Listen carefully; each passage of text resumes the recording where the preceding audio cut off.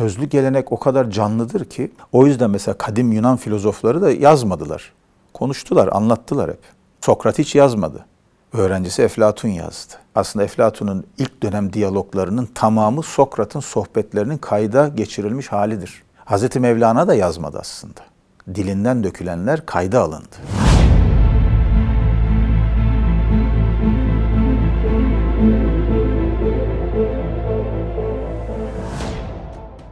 Hocam hoş geldiniz, sefalar getirdiniz. Hoş bulduk, sağ olun.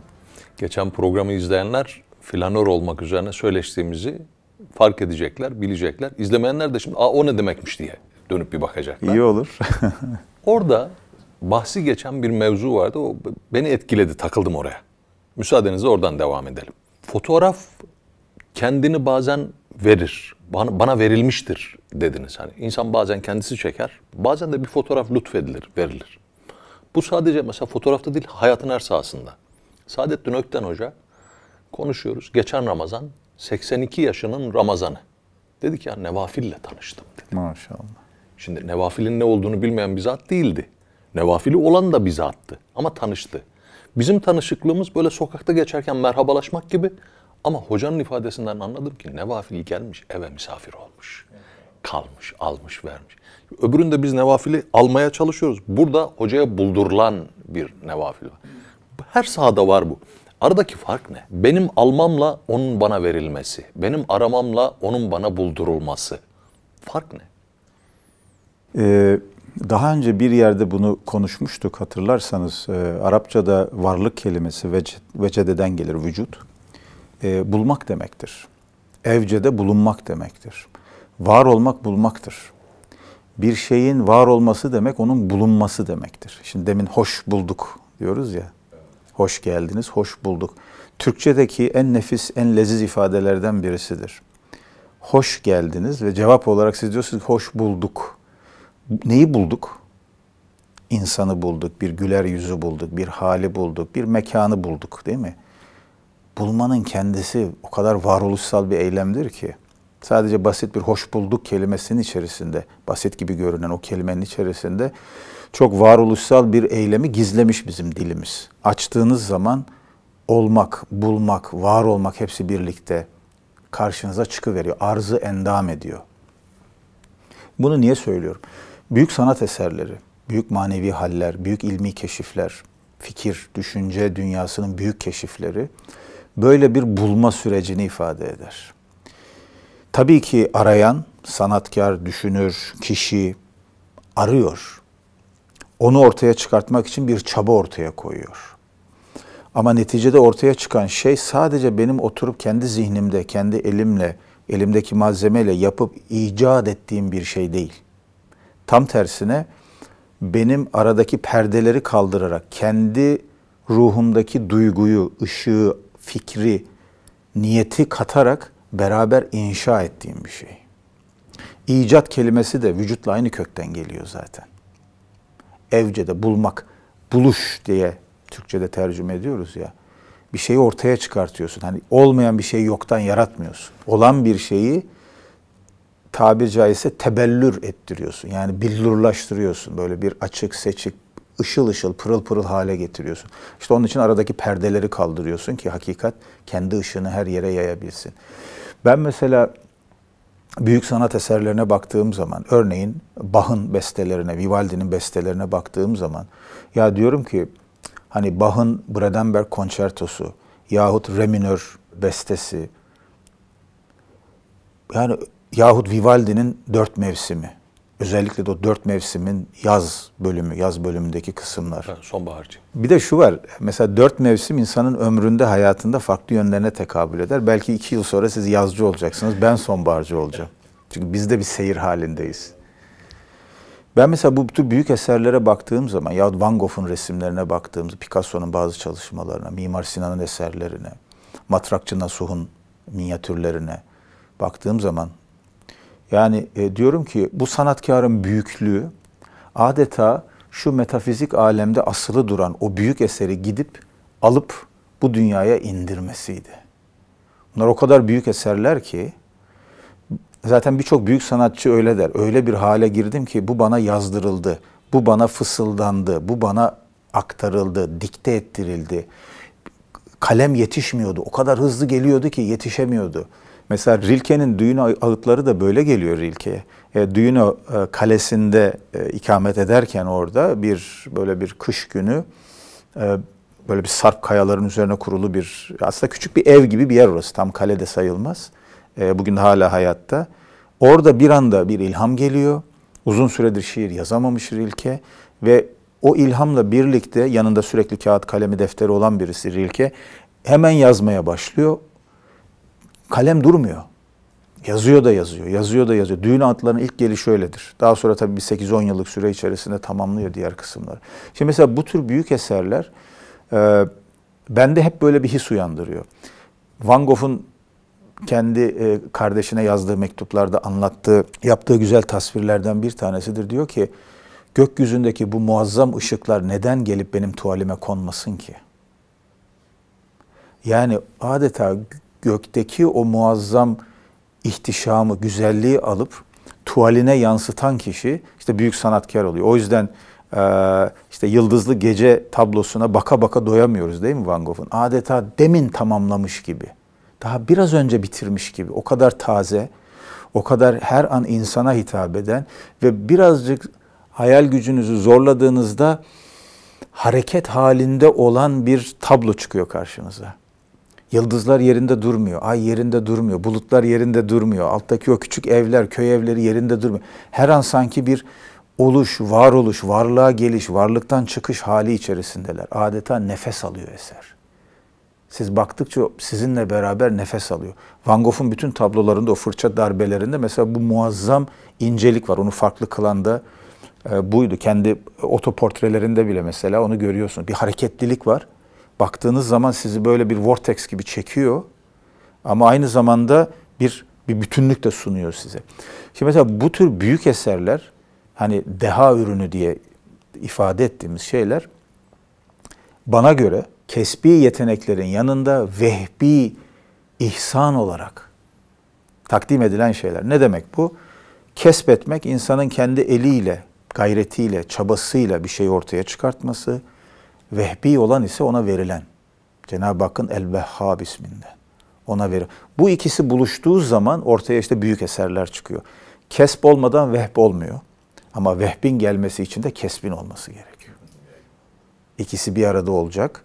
O buluştuğu noktada ortaya işte büyük eser çıkıyor. Bu dediğim gibi fotoğraf olur, mimari eser olur, beste olur, resim olur, fark etmez. O zaman ortaya büyük eserler çıkıyor. Bir şey soracağım ama ondan önce başka bir şey daha soracağım. Demin bir mekandan bahisle hala hayatta dediniz. Farkında mısınız? Evet. Mekandan, kaleden bahsediyoruz. Hala hayatta. Hala hayatta. Öyle mekanlar vardır. Fiziken de yaşar ama daha önemlisi ruhu yaşamaya devam eder. Ve insan mesela bizim geleneğimizde mesela sanata, edebiyata, düşünceye bakış açısı dili de böyle şekillendirmiş. Mesela bizde edebiyat kelimesi edepten gelir kök olarak. Edep bir şeyi doğru dürüst yapmaktır. Bir işi doğru dürüst yapma sanatıdır. Bir sanattır aslında. Edepli olmak demek bir konuda bir işi doğru dürüst yapmayı bilmek. Onun makamına mütenasip bir şekilde hareket etmek. Bu bir iştir, marangozluktur. Bu bir kişidir, hocanla ilişkindir, dostunla ilişkindir, talebenle ilişkindir, eşinle ilişkindir. Bu bir ülkedir, o ülkeye hizmettir. Edep bunların hepsini içerir. Ve bizde edebiyat, batıda literatür diye geçen alanın edeple ilişkilendirilmesi bu açıdan baktığınızda çok anlamlı, çok derin manaları olan bir şey. Edebiyatın amacı insana bu manada edepli olmayı öğretmektir. Evrene bakarken, eşyaya bakarken, diğer varlıklara, diğer insanlara bakarken, yaratıcıyla ilişki kurarken edepli olmayı öğretmektir. Hikemiyat da bizde aynı kökten gelir. Hikmet geleneğinin, yani hikmetli hikayelerin, kıssaların bütününden oluşan hikemiyat külliyatı tam da bunu anlatır. Mesela Kelile ve Dimne bile bizde bu hikemiyat külliyatının bir parçası olarak gelişmiştir. Aslında devlet yönetim sanatını, bugünkü tabirle siyaset ilmini farklı şekilleriyle anlatan, Hintçeden tercüme edilmiş, kadim Hint bilgeliğinden süzülerek bize gelmiş bir hikaye kitabıdır aslında. Ve hikayeler hayvanlar üzerinden anlatılır. bir anlamda hayvanlar alemi insana ayna tutar. Hayvanların masumiyeti dikkate alınarak bir de farklı yönleri, özellikleri. Aslanın belli özellikleri var. Filin başka özellikleri var.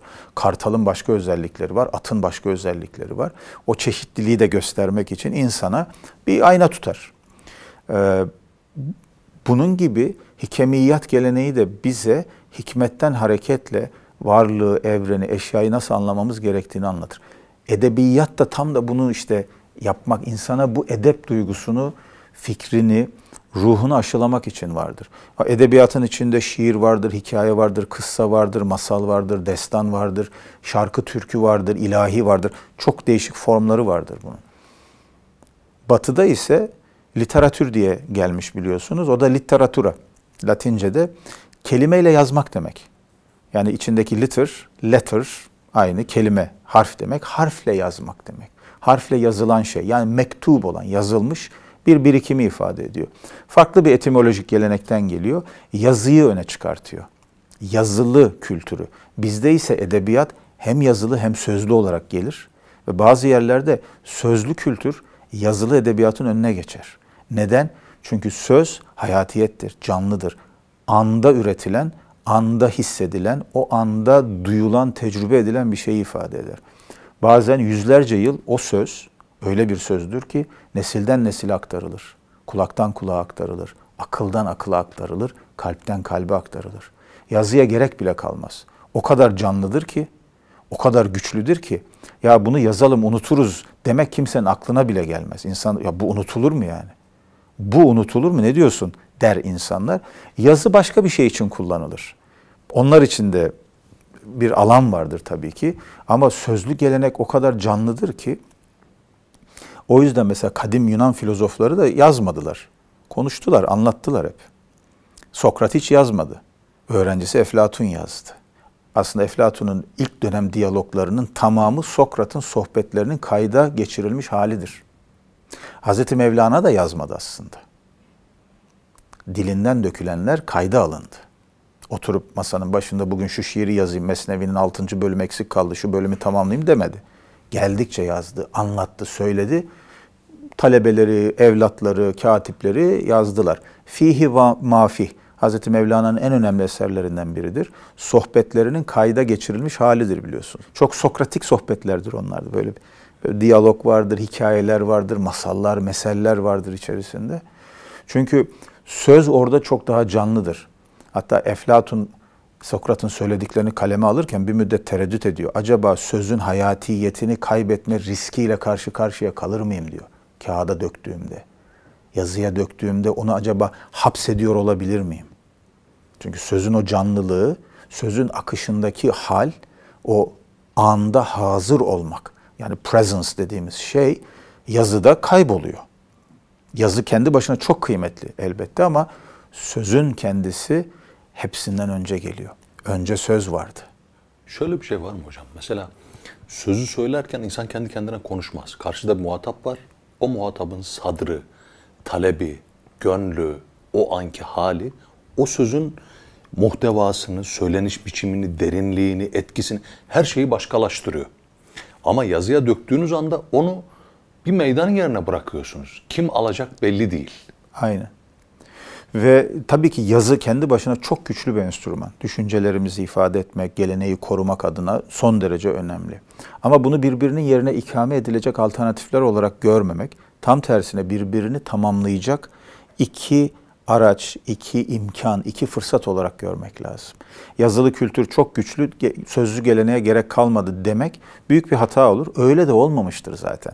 Bakarsanız bizim mesela İslam düşünce geleneğine, medeniyet geleneğine baktığınız zaman Orta Asya'dan Anadolu'ya, Balkanlara, Kurtuba'ya, İspanya'ya, Endülüs'e, Kuzey Afrika'ya kadar her yerde bizde yazılı gelenek yükselirken, yani İslam medeniyeti bir kitabi medeniyet olarak yükselirken sözlü gelenek hayatiyetini, gücünü muhafaza eylemiştir.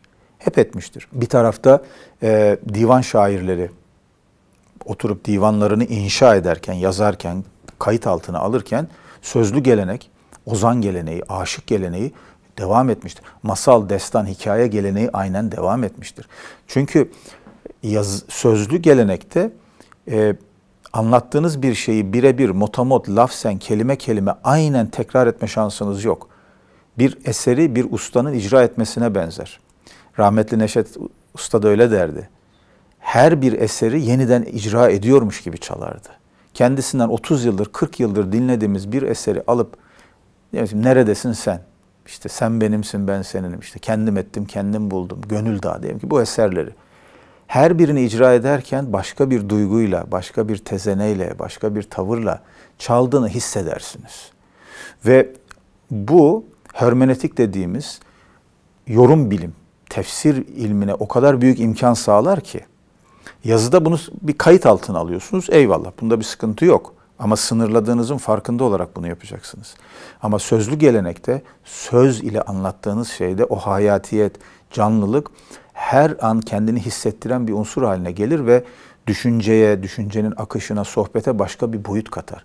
O yüzden ben hep söylüyorum ya, sohbet ehli olmak çok önemli. Konuşabilmek, birbiriyle konuşabilmek. Türkçe'de konuşmak karşılıklı konmaktan geliyor. Gelip bir telin, dalın üzerine konmak. Konduğunuz zaman konuşmaya başlıyorsunuz. Yani aynı göz hizasında birbirinize komşu oluyorsunuz. Komşu da oradan geliyor. Konan. Gelip aynı yere konan insanlar. Kuşlar gibi geliyorsunuz, konuyorsunuz ve birbirinizle konuşmaya başlıyorsunuz. Ben geldim kondum, sen geldin kondun. Şimdi bakın bir sohbet, bir konuşma, bir muhavere akmaya başladı. Bu metafor üzerinden bir şey söyleyeyim. Kuşlar konarlar ve aynı yöne bakarlar. Burada birbirine bakanlar mı rahat konuşur, aynı yöne bakanlar mı rahat konuşur? Belki ikisi birden. Çünkü bazen birbirinize bakarsınız, sonra bir ufka bakarsınız, sonra başınızı kaldırır göğe bakarsınız. Bütün o küçük, ufak tefek hesaplar, kitaplar, ayrıntılar kaybolur gider.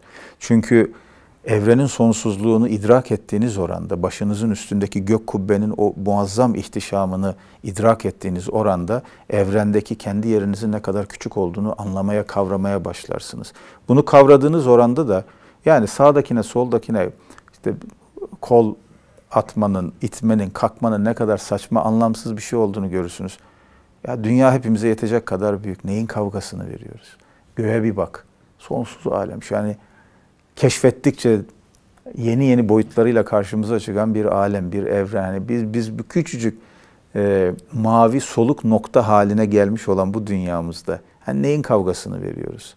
O yüzden insanda sonsuzluk duygusunun, şuurunun oluşması son derece önemlidir.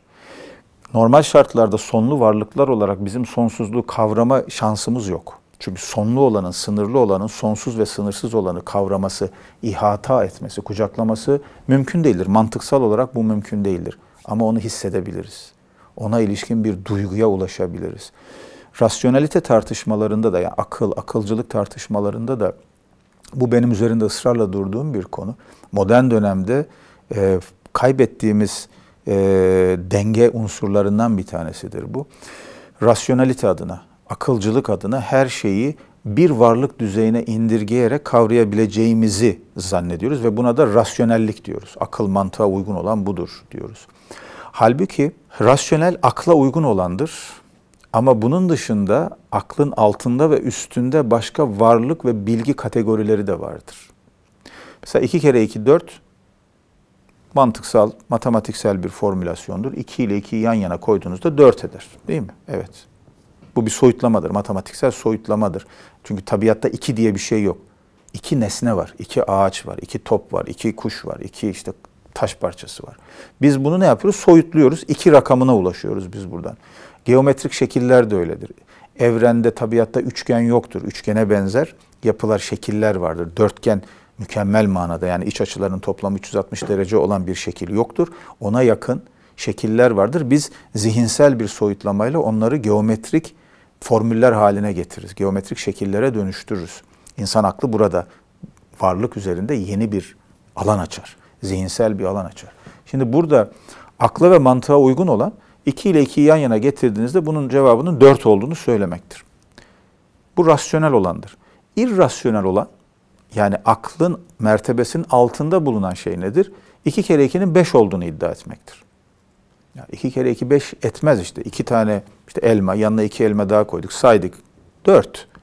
5 dersen bu mantıksal, matematiksel bir hata olur. Bunda ısrar edersen artık sana deli demeye başlarız. İrrasyonelite başka bir boyuta taşınıyor demektir. Ama hakikat bunlardan ibaret değil. Rasyonel, irrasyonel, bir de bunun ötesinde suprarasyonel, akıl üstü, akıl ötesi dediğimiz bir gerçeklik vardır. O da nedir? Evet, 2 kere 2 4'tür ama hakikat 4'ten ibaret değildir. Sayı skalası 4'ten ibaret değil. 5 var, 7 var, 1000 var, sonsuza kadar giden başka bir sayı dizisi var. Elmanın hakikati 2 olmaktan ibaret değildir. 2 elmayı bir araya getirirsin. Evet, sayısal olarak 2'dir ama onu öyle bir paylaşırsın ki o 5 kişiye gıda olur, 10 kişiye muhabbet olur, 20 kişiye can olur. Elmanın matematiksel, fiziksel hakikatini başka bir boyuta taşırsın. Suprarasyonel hakikat, aklın karşı çıktığı değil, tam tersine ulaşmak için yöneldiği ufku ifade eder. İman böyledir, sanat böyledir, sezgi böyledir.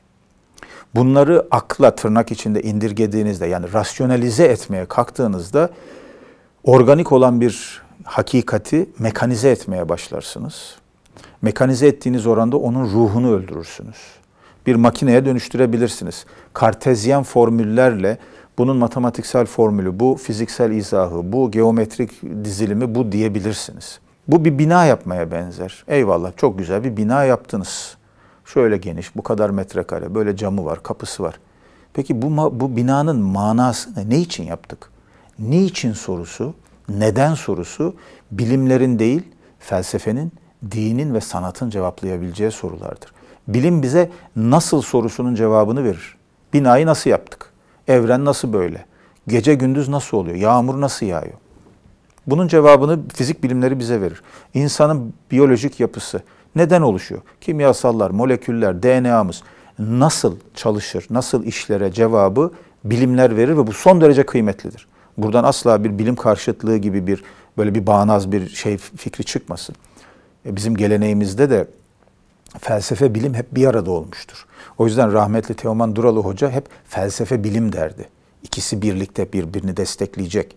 Çünkü bilim olmadan, yani hakikatin fiziki, maddi özelliklerini dikkate almayan bir felsefe sallantılı hale gelir. Bir takım başka yerlere uçabilir. Ama felsefi perspektiften, derinlikten yoksun bilim de bizi bilimciliğe, o bizi fizikalizme, o bizi materyalizme, çok basit bir rasyonalizme götürür. Bu ise bizim hakikati ıskalamamıza neden olur.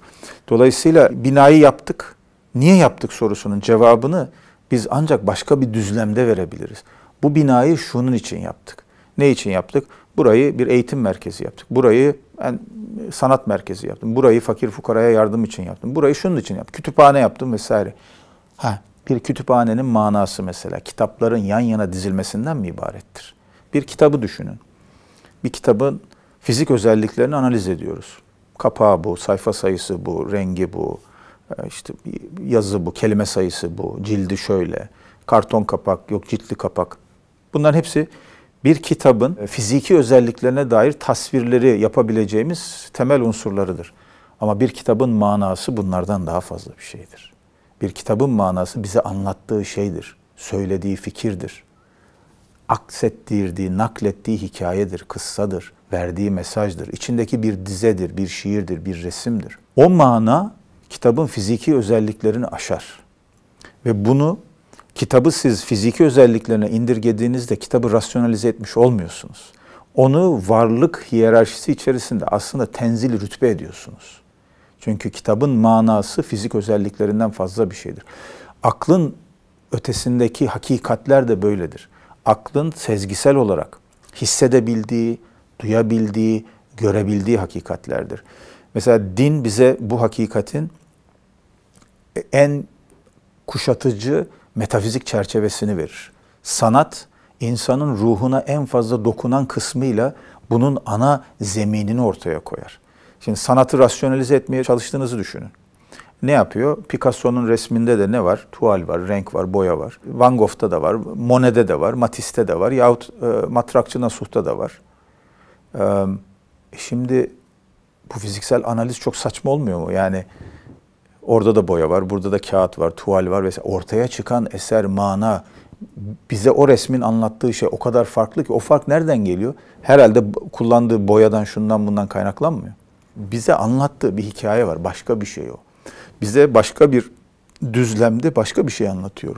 Bu manaya açık hale geldiğimizde o zaman işte aklımızı kullanarak ama her şeyi aklın en minimalist tanımına indirgemeden kavrama imkanı ortaya çıkıyor.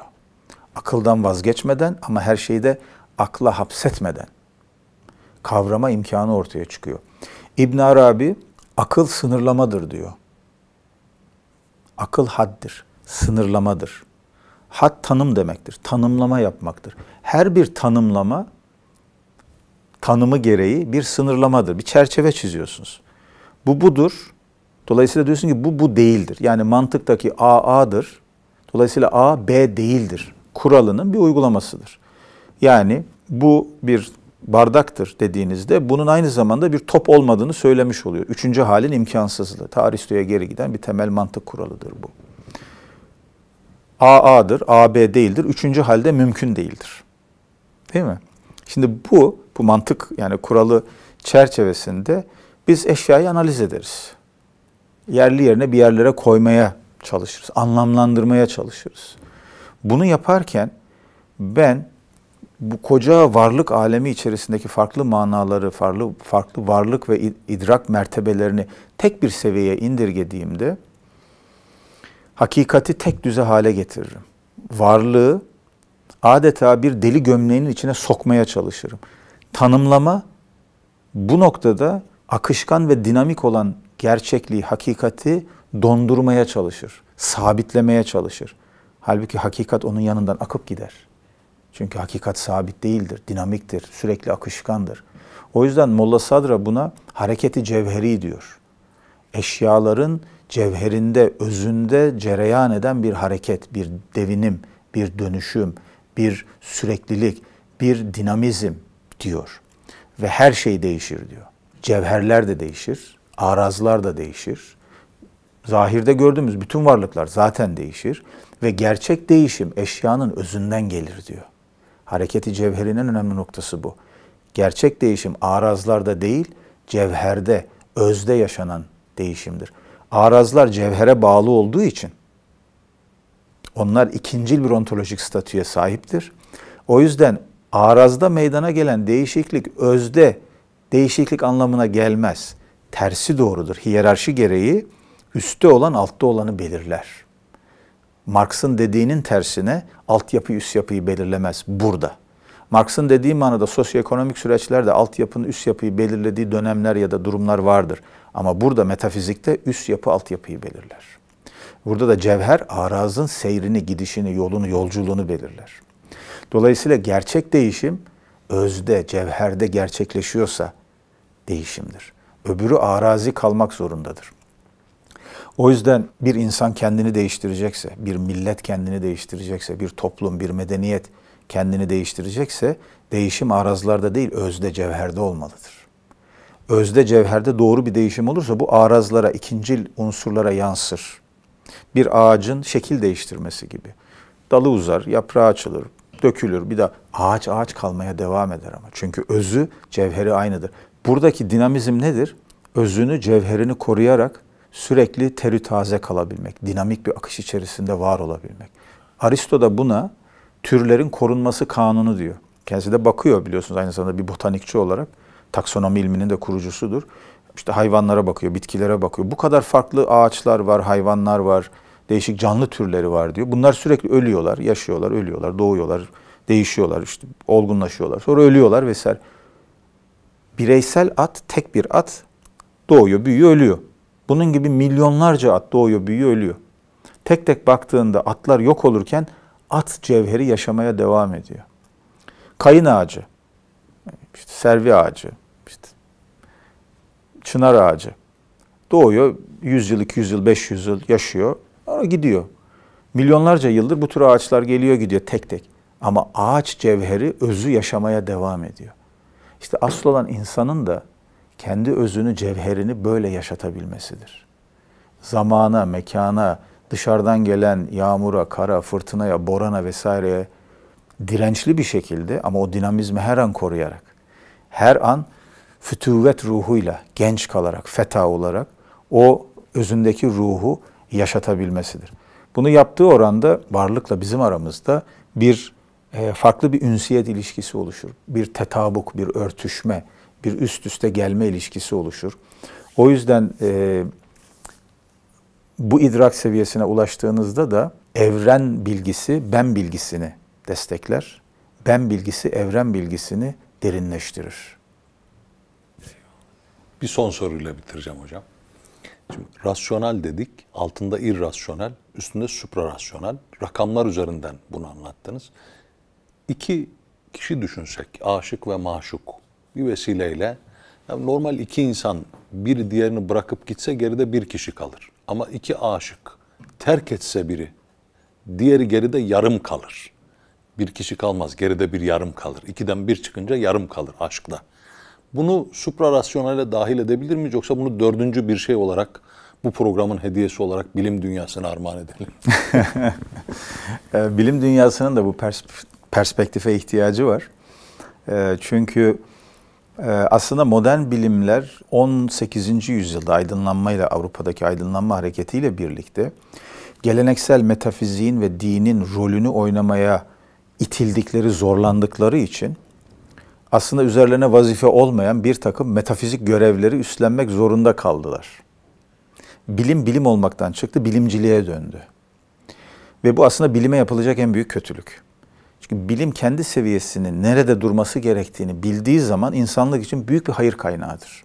Sınırını aştığı zaman haddini aşan zıddına döner ilkesi gereğince başka mecralara kayar. Bu sefer sahte bir din olmaya doğru gider. Modern bilimcilik böyle ortaya çıktı. O yüzden aslında Newton'dan Einstein'a kadar modern bilimin bütün büyük kaşifleri, düşünürleri, bilim insanları bilimciliğe şiddetle karşı çıktılar. Newton'un kurduğu Newtonyen evren anlayışı özünde evrenin mükemmel bir yaratıcı tarafından mükemmel bir saat gibi yaratıldığı fikri üzerine kuruluydu. Fakat Newton'un dilemması şuydu, kendisi dindar bir insan olmasına, son derece inançlı, hatta bir takım batıni ilimlerde, okült ilimlerde çok bahir olmasına rağmen en büyük paradoksu ürettiği sistemin bir yüzyıl sonra materyalizme, mekanizme ve ateizme kapı aralaması oldu. Newtonyen sapma dediğimiz şey bu olarak ortaya çıktı. Bunu daha sonra birçok bilim adamı ta Einstein'a kadar getirebiliriz ki son büyük düşünür bilim adamı olarak Einstein bilimin yerini tekrar doğru bir zemine oturtmaya çalıştı. O yüzden Einstein'ın felsefi aforizmalarında çok önemli incelikler vardır. Yani der ya mesela Tanrı zar atmaz. Evrende tesadüf diye bir şey yoktur. Mesela bu tür çıkışları Einstein'ın aslında bilimin sınırlarının ötesine geçtiğinizde bilime zulmediyorsunuz mesajıdır. Bırakın bilimler kendi alanlarında, kendi uzmanlık alanlarında, kendi kompetant oldukları alanda çalışmalarını yapsınlar. Fizik, biyoloji, astronomi ve diğer bilimler. Bunun ötesine zorlarsanız bilime haksızlık etmeye başlıyorsunuz. Bilim bilmediği, elinde bir ışığın, rehberin, kılavuzun olmadığı bir dünyada sağa sola çarpmaya başlıyor. Her şeyi matematiğe, her şeyi fiziğe indirgemeye kalktığınızda bu sefer hiçbir şeyi izah edemez hale geliyorsunuz. Geçen fizikçi dostlarla sohbet ederken birisi dedi ki mukadderat öyle bir yere getirdi ki hadiseyi. Fizik neredeyse metafiziğin varlığını ispat etme durumuna geldi. Onun için var gibi. Bir dahaki bölüm bununla devam edelim mi? Olur. Teşekkür ederiz hocam. Eyvallah. Eyvallah.